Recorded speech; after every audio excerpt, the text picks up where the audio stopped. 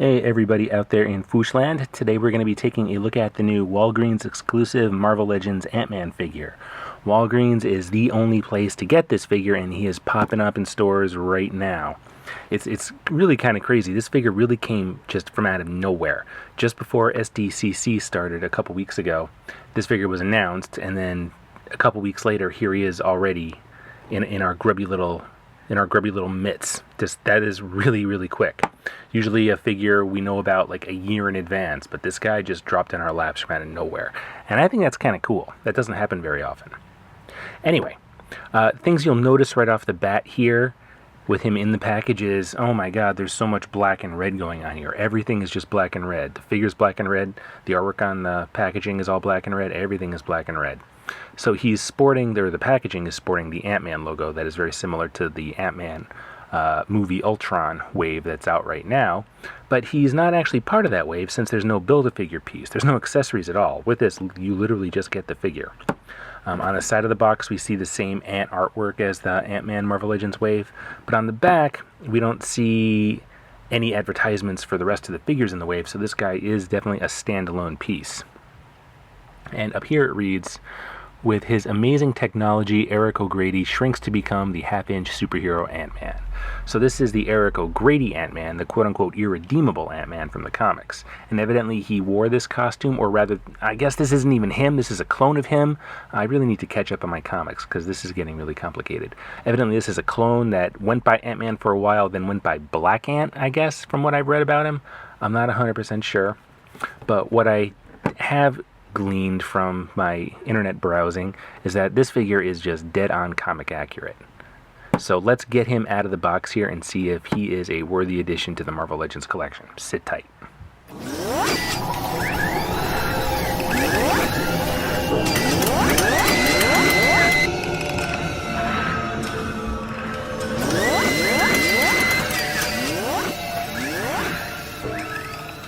Here is Ant-Man out of the packaging, and he looks pretty cool, I think. I'm really digging the black and the red. It's kind of a weird look for an Ant-Man figure because I'm so used to the blue and red costume with the silver helmet, but I'm kind of warming up to this. Let's get a look at him from all the way around here. So it's a very tall, thin body. It's actually the pizza Spider-Man body from the last Spider-Man wave that this figure is built upon. Let's get a comparison here.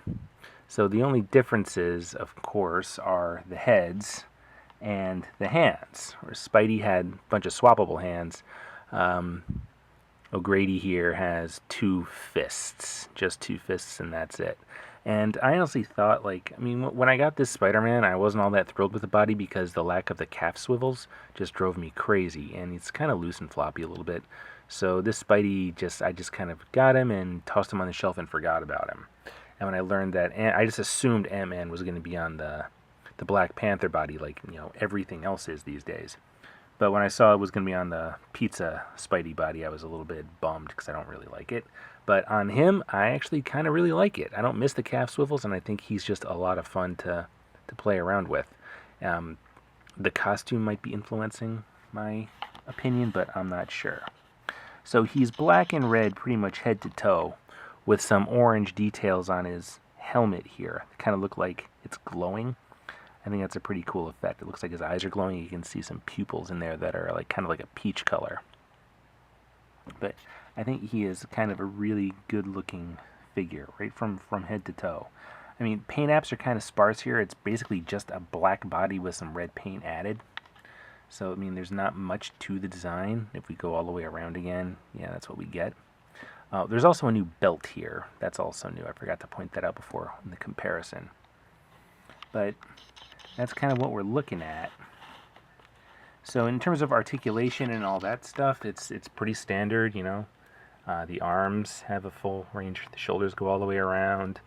They can move out from the body. He's got double elbows and a hinged wrist, so good posability there. His head is on a hinge, and there's a really good range of motion there, almost too good. I mean, you can do some weird things with his neck. It looks kind of cranked right there. His shoulders have this in and out motion too on a hinge. Decent ab joint, decent range of motion there.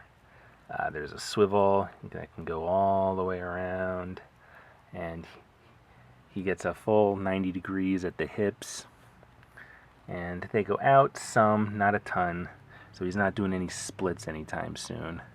And then he's got the thigh swivel, double jointed, knees, and then kind of like rocker ankle type things.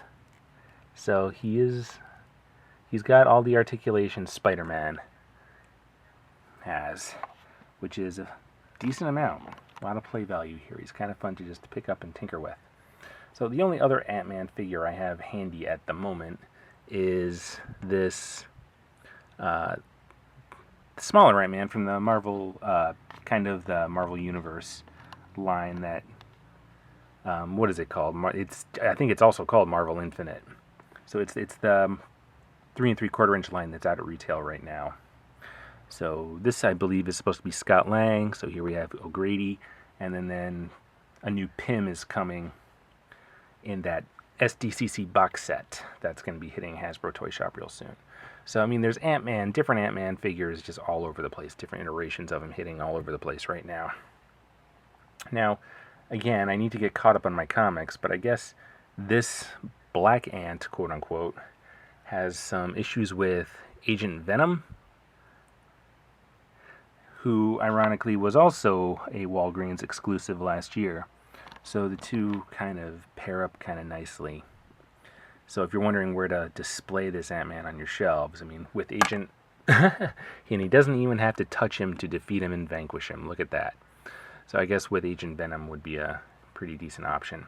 But I guess he's been a good guy and he's been a bad guy, and this isn't even really O'Grady. It's a clone of him or something. Oh, God, comics are so convoluted. I mean, I love them for that, but at the same time, when you're out of the loop, it's insanity to try to get caught up with. So that's what I'm going to be doing. I'm going to be getting caught up because I really want to read some stories featuring this guy because I'm really, really, really liking this figure. So if you're interested in him, I would head over to Walgreens. Your store, if it doesn't already have it, it should be getting it really soon.